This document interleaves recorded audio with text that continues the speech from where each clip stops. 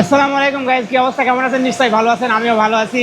আমি মূলত একটি টেক্সটাইল কোম্পানিতে কাজ করি, প্রবাসী থাকি, যা সবাই জানেন। তো আজকে আমি আপনাদের আমার কোম্পানিতে আমি কি কাজ করি সেগুলো সব দেখাবো। মূলত সার্কুলার মেশিন আমি চালাই, নিটিং সার্কুলার মেশিন। তো এই মেশিনগুলি আসলে সুতা দিয়ে কাপড় তৈরি হয়। মূলত একটু ঘুরাই দেখাই। এই যে এগুলো হচ্ছে স্পান, যে কাপড়গুলি আপনার টানলে লম্বা হয় সেই কাপড়ে আসলে এই স্পান ব্যবহার করা হয়। এই যে স্পান এবং সুতা একসাথে মেশিনের ভিতরে যে আপনার নিচ দিয়ে কাপড় তৈরি হচ্ছে। এই যে মেশিনটা কেবলই আপনার কাউন্টার হয়ে গেল, কাউন্টার হয়ে গেলে কিন্তু আপনার অটোমেটিকলি মেশিন বন্ধ হয়ে যায়। হ্যাঁ, বন্ধ হয়ে যাওয়ার পরে তারপরে কাপড়টা আমাকে কাটা লাগে।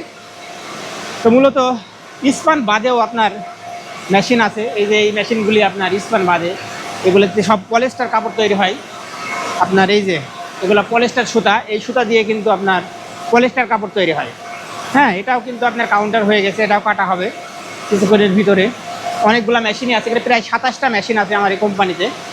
মূলত এখন আপনাদের কাপড়টা কীভাবে কাটতে হয় সেটা দেখাবো। হ্যাঁ, এই কাপড়টা কাটাতে একটু কষ্ট আছে। কাপড়টা এখান থেকে কেটে আবার জড়ানো লাগে।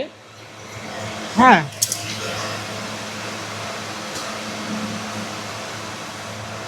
ম্যাক্সিমাম টাইমই কিন্তু আমি ঘুরে বেড়াই। বলে রাখি যে এই একটা মেশিন একটা কাপড় কাটলে তারপরে কিন্তু আর এটা ম্যাক্সিমাম 3.5 থেকে 4 ঘন্টা লাগে আপনার হচ্ছে এই কাপড়ে আবার একটা কাউন্টার হতে। হ্যাঁ, অনেক সময়, তো ম্যাক্সিমাম সময়ই কিন্তু আমি মানে ফ্রি থাকি, মানে আরামের কাজ মোটামুটি। কিন্তু একটু প্যারা আছে, সুতার কাজ যেহেতু মনে করেন যে একটু মানে বিরক্তকর কাজ। হ্যাঁ, কিন্তু অনেক সহজ কাজ। এই যে আপনাদের ঘুরাই দেখায়। হ্যাঁ, এই যে কাপড়টা কাটলাম, কাটার পরে এখানে 15 নম্বর মেশিন এবং এ লেখছি, এ হচ্ছে আজিজ। হ্যাঁ, এই যে এটা হচ্ছে 15 নম্বর মেশিন। এখন এই কাপড়টাকে নিয়ে যেয়ে কিন্তু এই যে আবার আমি ঘুরাই দিলাম মেশিনটা। এই যে ঘুরাই দিলাম, ঘুরে গেল।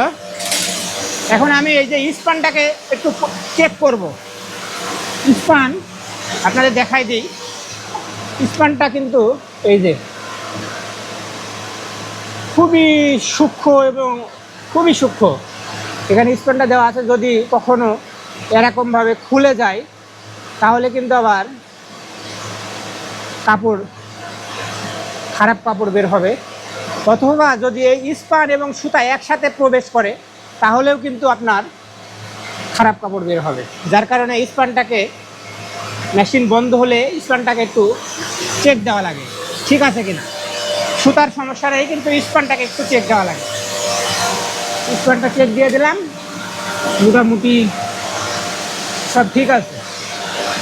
হ্যাঁ, এখন আমার কাজ হচ্ছে এই কাপড়টাকে মার্কিং করা, সেটা আপনাদের দেখাবো। এখন মূলত আমি কাপড়টাকে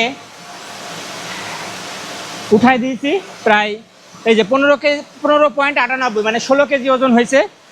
এই যে এখানে মার্কার পেন আছে এবং এটা আছে, সে সাথে খাতা আছে এবং সামনে কম্পিউটার আছে। আপনাদের একটু দেখাই দিই আসলে কিভাবে আমি মার্কিংটা করি। এই যে 16 কেজি 15 নম্বর, এখানে 15 নম্বর মেশিন আছে। 15 নম্বর মেশিনে 16 কেজি লিখলাম। এটা হচ্ছে 4 নম্বর কাপড় এবং আমি কম্পিউটারে ঠিক 15 নম্বরে যে 16 কেজি দিয়ে আমার নাম দিয়ে আপনার সেভ করে দিলাম, ঠিক আছে। মার্কিং হয়ে গেল, খাতায় লেখা হয়ে গেল। এবার মূলত আমি এখানে লিখে দেব। এই যে আপনাদের একটু দেখাই দিই ঘুরায়ে, সুন্দরভাবে মার্কিং করে দিছি কোম্পানির নাম এবং মাস, তারিখ, কাপড়ের নাম 75+। এই যে স্পান SP 20 স্পান মানে 20 নম্বর স্পান, এটা লট নাম্বার, 15 নম্বর মেশিন, 4 নম্বর কাপড়, 16 কেজি। কাজ শেষ। কাজ শেষ হওয়ার পরে এবার মূলত আমি এই যে এটার উপরে রাখলাম রেখে কিন্তু এবার নিয়ে যাব, নিয়ে যেয়ে পাশে আমাদের এই কাপড়কে আর মানে চেক করার জন্য কোনো খারাপ কাপড় বের হচ্ছে কিনা বা কোনো ঠিক আছে কিনা এগুলো দেখার জন্য পাশে রুম আছে। এই কাপড়গুলো আবার রুমে আমাদের রেখে আসতে হয়। এই যে এটা মূলত রুম। এই যে কাপড় আমরা নিয়ে এসে রেখে দিছি, যে কাপড়গুলা কাটছিলাম ওই কাপড়গুলা রেখে দিছি এখানে। মূলত একজন আমাদের কোরিয়ান মেয়ে আছে, তিনি এই মেশিনের মাধ্যমে, এই মেশিনের এখানে কিন্তু লাইট জ্বলে, এই যে সুইচ আছে, সুইচগুলো অন করলে কিন্তু লাইট জ্বলবে। এই লাইট জ্বলার পরেই এর ভিতর দিয়েই কিন্তু কাপড় যাওয়া আসা করবে এবং সেটাকে সুন্দরভাবে পরীক্ষা করবে যে আসলে মেশিনের কোনো মেশিনে খারাপ কাপড় বের হয়েছে কিনা। যদি বের হয় তখন এটাকে আবার পরীক্ষা করা হয় এবং পরীক্ষা শেষেই কিন্তু এই যে এইভাবে গুদামজাত করে রাখা হয় কাপড়। প্রচুর কাপড়, অনেক অনেক কাপড় এই গুদামজাত করে রাখার পরেই কিন্তু মূলত আমাদের পাশের যে মালিকের আর একটা কোম্পানি আছে ওখান থেকে গাড়ি এসেই কিন্তু এই কাপড় নিয়ে যায়, ডেলিভারি দেওয়া হয়। ওই কোম্পানিতে যেয়েই মূলত আপনার কালারিং করা হয়। এই তো মূলত আমার কাজ।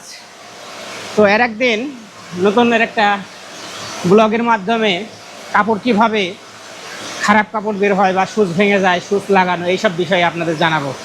তো ভালো থাকবেন, সে পর্যন্ত ধন্যবাদ সবাইকে, আল্লাহ হাফেজ।